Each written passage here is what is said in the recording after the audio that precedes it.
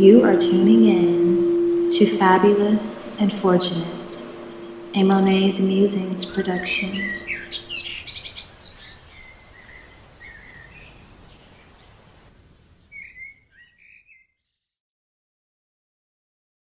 Greetings and welcome back to another episode of Fabulous and Fortunate.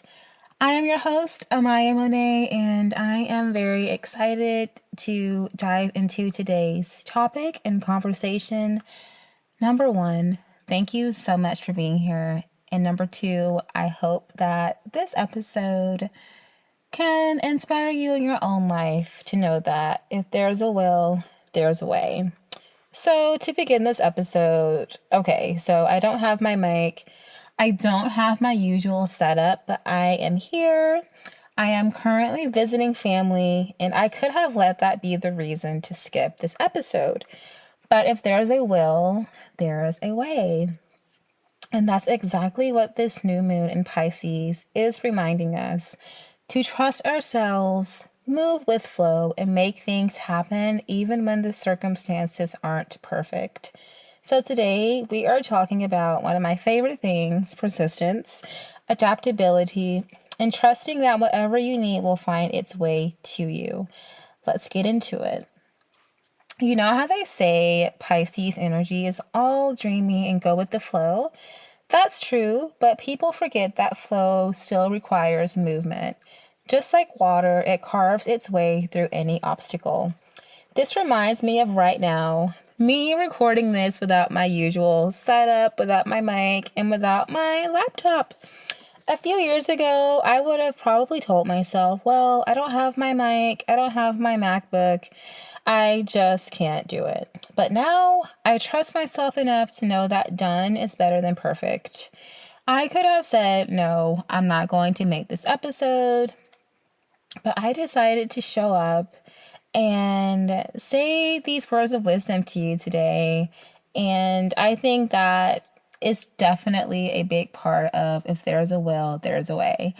Someone happened to have a MacBook I could use, so if I sound a little different today, this is why. I don't have my mic, but I wanted to show up anyways. And that's what this new moon is all about. If you have a vision, the way to bring it to life will present itself always. The question is, are you willing to move forward even if it's not perfect? One of the biggest lessons I have had to learn is the difference between surrendering and giving up. Piscean energy is all about letting go of control, but that doesn't mean you should just stop trying. It means you trust that even when things don't look the way you expected, there is still a way forward. Think about something you've really been struggling with, a goal, a dream, a project that hasn't been going your way. Where have you been forcing something to happen instead of trusting the process? For me, I had this vision of what my career trajectory would look like, right? And for the longest time, I was forcing a path that just did not feel right. But the moment I stopped gripping so hard and let myself explore other options, other ways to be creative, other ways to serve people, things started moving effortlessly. That is Pisces magic. And yes, this all sounds very nice. But let's talk about how to actually make it happen. Because willpower alone isn't enough. You need action, even if it's messy. This new moon is the perfect time to set intentions. Not vague ones, not I want to be successful, but real, tangible goals. I feel like new moons are like that fresh slate where we're getting another chance to make things happen in the way that we want to make them happen. And we're setting our intentions, we're setting our objectives, and we're kind of using the past to learn from it, but we're not in the past.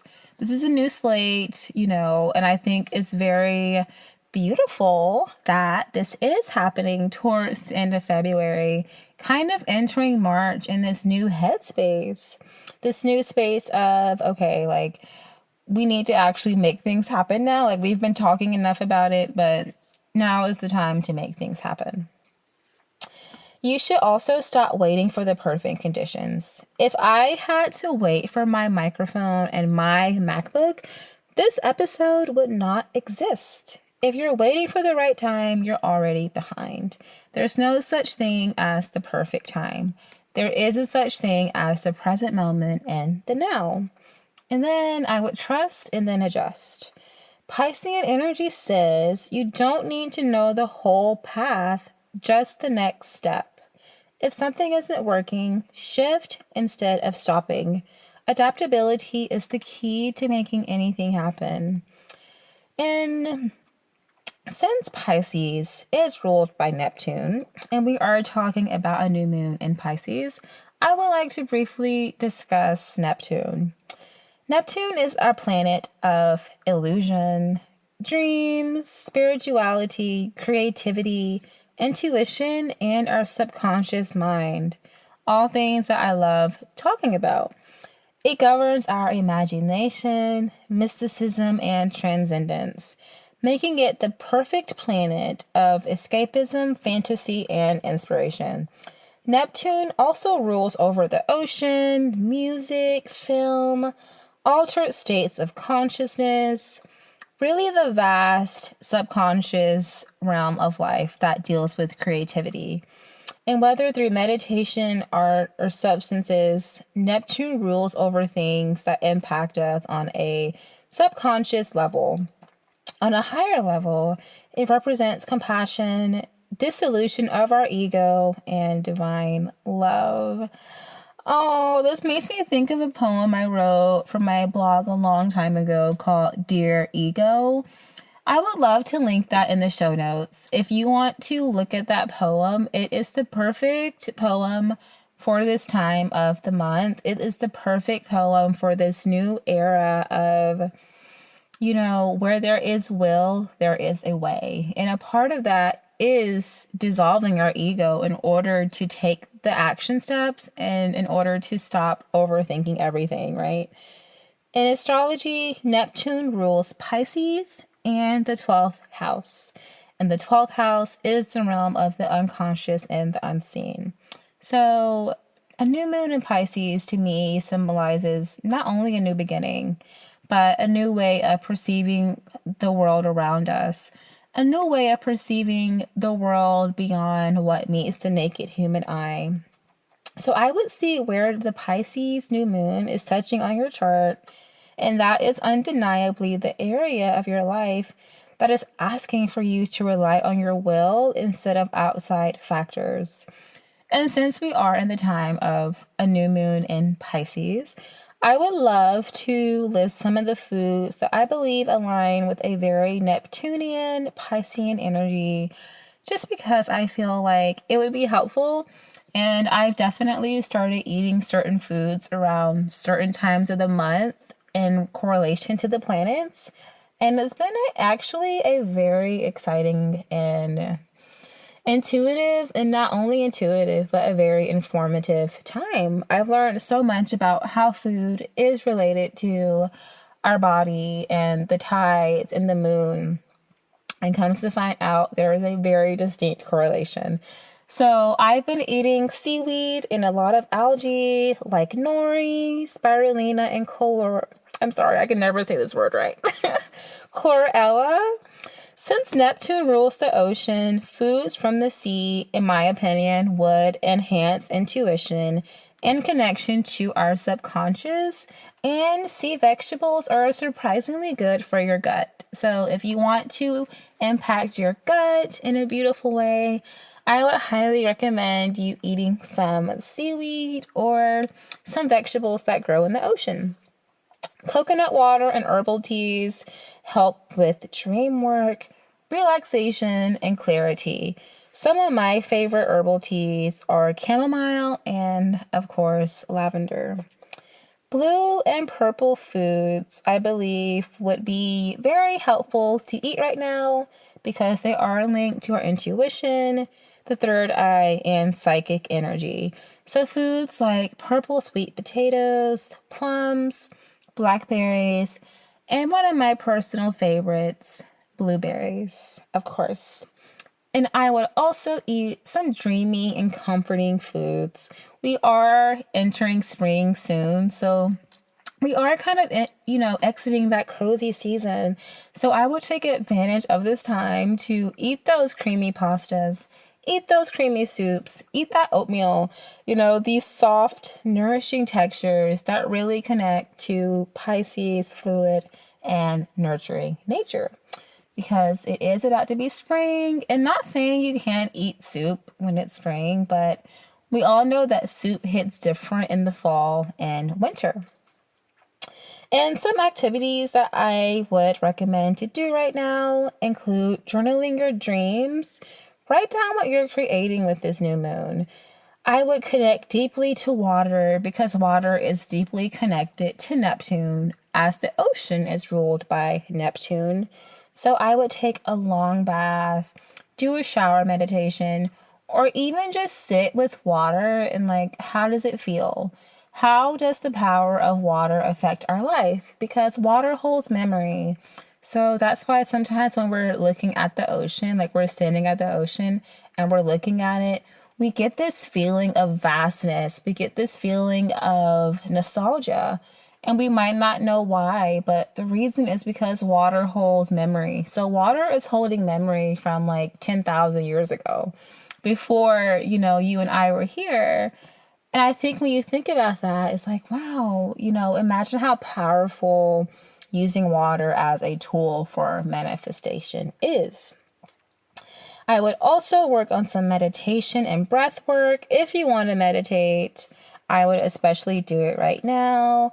And I will also watch some old movies. What was your favorite movie when you were younger? And why was it your favorite movie? And I will also listen to some ethereal music. Neptune does rule nostalgia and fantasy, so let yourself be inspired right now. I always say your energy needs direction. So if there is a ritual or a practice that you do during new moons, I would tie it into water any way that you can. That's just my personal advice. But I feel like right now it has a double chance of happening if you tie water into the whole thing. So guess what? Here's our takeaway from the short but sweet and very intentional message. If you're listening to this on the day of the new moon, which will be on February 27th, 2025, this is the day to say, if there is a will, there is a way. But you have to be willing to move, to trust, and to take action, even when things aren't perfect. If you needed this message, I would love to hear from you. Tag me, DM me, let me know what you're manifesting with this new moon. And if this episode resonated, share it with someone who needs that reminder that their dreams are possible and they don't have to be perfect to show up. This was such a risk for me releasing this podcast episode, knowing that I didn't record it with my usual mic and my usual equipment. I'm not able to edit it the way that I want. But guess what? I want to show other people and show you who's listening to this that you don't have to be perfect to show up. I am so grateful that I was able to show up today, and whether I have a mic or not, I'm just recording on the computer, and that's okay. It's okay to show up sometimes without being perfect. If we're always chasing perfection, we're never going to accomplish our objectives because we're always going to be waiting for that right moment, right?